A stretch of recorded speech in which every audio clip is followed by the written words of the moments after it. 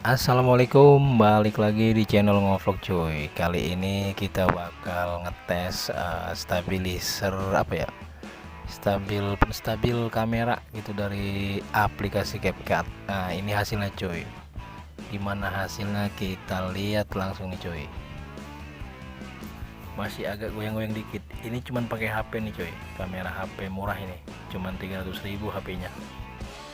Jadi buat kalian yang mau bikin konten atau bikin channel YouTube Motovlog tapi nggak ada modal buat beli GoPro, pakai HP aja ya, siapa takut cuy, kita pakai akal cuy, irit modal cuy. Nah inilah dia hasilnya nih cuy, kita pantau terus cuy.